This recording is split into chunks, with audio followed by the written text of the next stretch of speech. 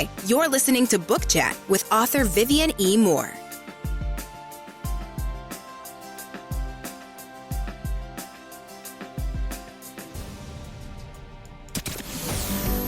Welcome, everybody, to this week's episode. We really appreciate you joining us. This podcast really shows us how we can all learn, live, and thrive off of each other.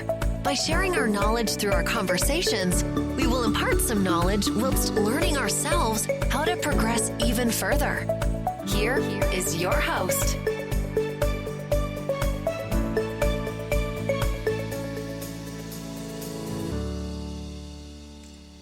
Hello and welcome to Book Chat. I am your host, author Vivian E. Moore. Hope everybody had a great week and I hope you're having an even better weekend. All right, so I'm not going to hold you for too long today, so we're going to get straight to today's show. The title of today's show is Wonder Twin Powers Activate. And the topic is the benefit of co-authoring. If you're like me, you probably grew up watching Saturday morning cartoons, the Super Friends, the Justice League, Scooby-Doo, plus Batman and Robin. I don't think they came on Saturdays. I think they were probably during the week. But anyway, I threw them in there.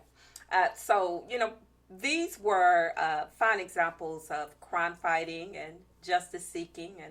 And it displayed a subliminal message that there is power in numbers. You may not have saw that growing up. You just were so engrossed in in the cartoons and what was happening with those characters. But everything always has a double meaning, and so and that was one of them. There is nothing better than a like-minded collaboration, especially in writing. Okay, I may be biased, but that's my opinion, because it's all about teamwork, coming together for the greater good of creating great content. At least that's what we hope for. There's always room for improvement in any venture, and in the process, we can learn things we weren't sure about or never knew. How about that? Coming together in this mode is it's a way to strengthen your writing talent while learning to build on an already solid foundation. So we already know, we all already have a general idea of how construction works. So before you can construct anything, you have to have a foundation, and it has to be poured solidly, and with no cracks, and it has to be level. So that gives you something straight off the bat to work with. And that's what we want to do. We want to have that solid foundation under us, and we can build off that. And so co-authorship it's not the same, in case you were wondering, as a contributing author. You read books all the time, and it'll say, a contributing author or authors, so-and-so and so-and-so. But co-authorship is different because both authors share the research process, they share the formulation of ideas, and writing credits. And, it's a team effort. But, writing collaborations, they aren't new. And, I know we see quite a bit of them. If you read, depending on what genre you read, I read a lot of sci-fi and fantasy and fiction and crime fiction and crime thrillers. So I see a lot of James Patterson, doing collabos with different authors and some of my other favorite authors as well. But anyway, I want to point out these two. And, again, this has been around for a long time. And so I want to give you two prime examples of writing collaborations, all right? J.R.R. Tolkien and C.S. Lewis. Both of these authors are known for their incredible fantasy writing skills. And we all should be, if you're not familiar with Tolkien's The Lord of the Rings trilogy, and then C.S. Lewis, The Chronicles of Narnia. And if you haven't, at least saw the movies, read the books. They're so worth reading, and especially if you like fantasy, you will love these books. You will love these stories. And just to set the record straight, all right, they didn't co-author any book together, but they did, however, consult constantly their individual work. So they would pass notes, through letters during that time, to each other about their books. And so, one author would critique another author's work and then send back pointers, where they can build. But it's the same thing as being collaborative. Whether they wrote a book together, they still co-authored on books. All right, together they did it. So, even without superpowers, co-authoring does not dim your light, in case you were wondering about that too. But what it proves is that you can still shine as a dynamic duo, okay? You shine by yourself. You can shine by yourself, but you can shine brighter sometimes, if you're doing it together with someone else. That's with anything, in marriages. Things are better in twos. At least some things are better in twos. I'm not going to say all things, but, there are a lot of things that are better in twos, in dynamic duos, and writing is one of them, all right? So, and another benefit of co-authoring are their competitive edge in book sales, royalties, and marketing increases. And, that's what we all desire as authors. We all want to achieve in those areas. And, where you may not be achieving in that area, just writing as a single author. But sometimes when you co-author, it boosts everything. It boosts your credibility. It shines a light on who you are as an author. I mean, you may be virtually unknown, just writing under your own name. But when you partner with someone else, with an author that maybe is a little bit more well-known, I'm not going to say more talented, but a little bit more well-known, that helps you in so many different areas. So, it's something to think about. It is definitely something to think about.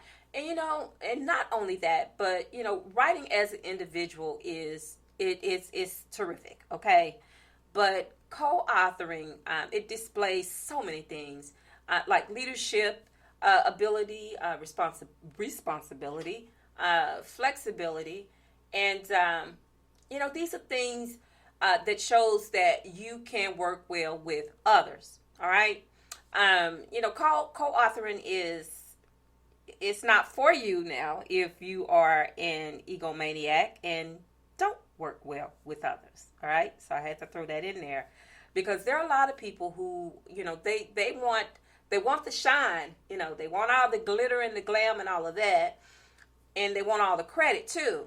They don't want to shine light on that other individual that helped them achieve a goal. They want to keep it all for themselves, and that's not right.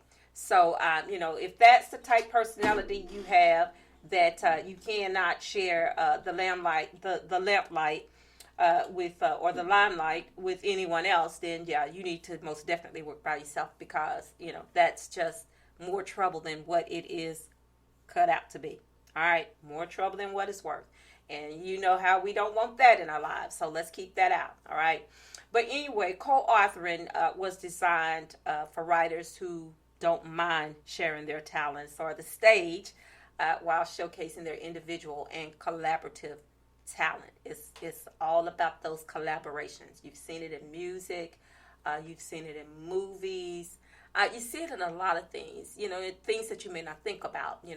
In track, for instance, I can't remember. It's a relay race. I do know that much. And it's where the runners, they're working tandemly. You've got one that's ahead of the game, or trying to reach the other runner that's up ahead a little bit further, and they have these batons in their hands, so they have to hand those things off, but they can't hand them off until they meet the next runner who would take that baton and keep passing it on and on until they reach the finish line. So, that is a collaboration as well. So, you have many different collaborations, but, my main focus is writing collaborations, because I'm a writer, so it just makes sense that I focus on that. All right, and I want you to focus on it too. But with anything, there are always pros and cons. So you need to make sure that your partner fully understands the meaning of tandem writing if you are considering co-authoring. And it's not a bad idea. It's something good, actually.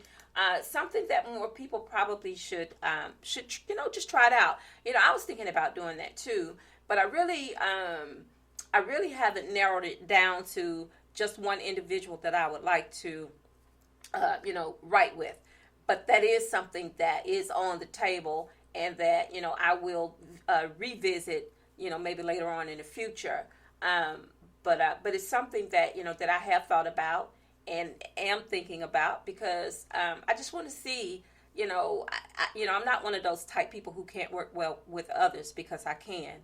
I work very well with others, but I'm also one of those type people who work well alone because of my personality, and I can't help that.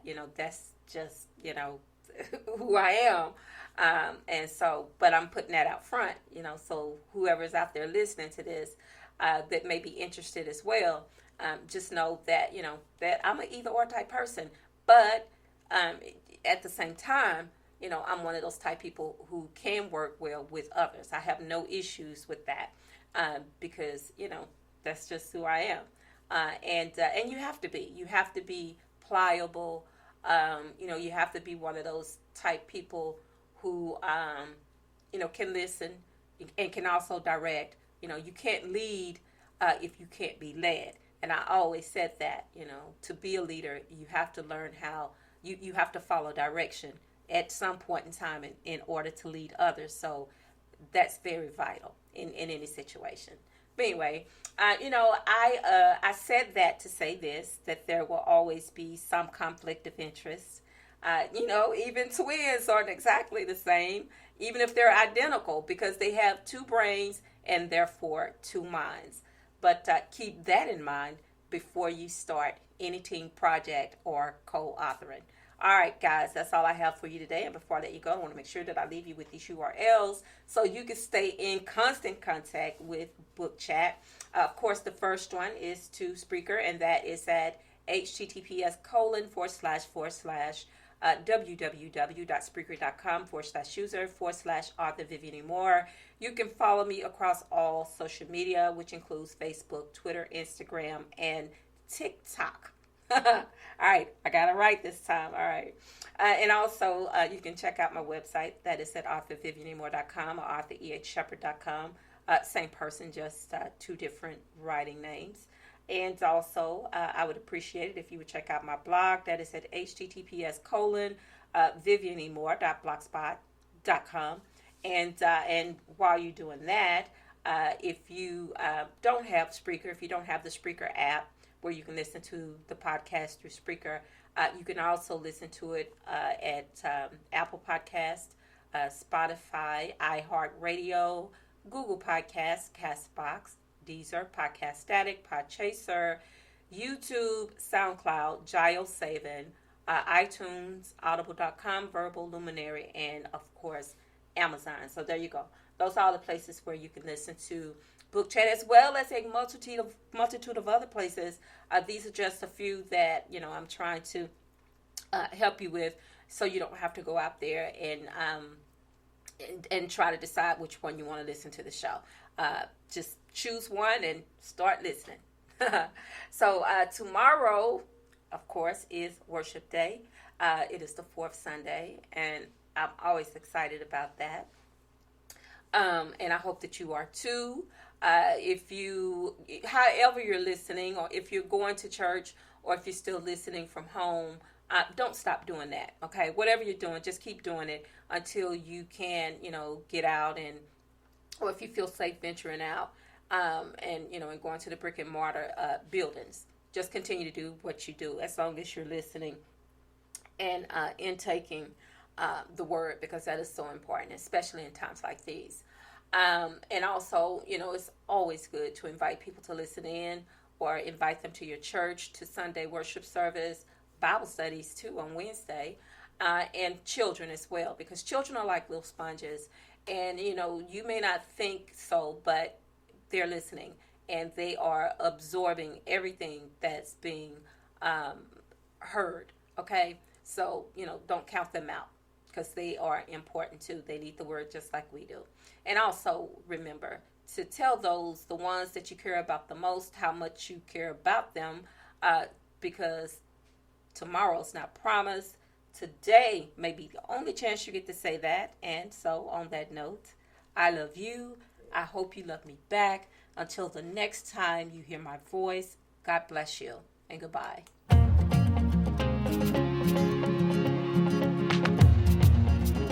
Loved what you've heard on this week's episode?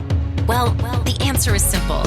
It would mean the world to us if you could head over to iTunes and leave us a 5-star review and feedback. Spreading the word really is the best way to grow our podcast and achieve even greater things.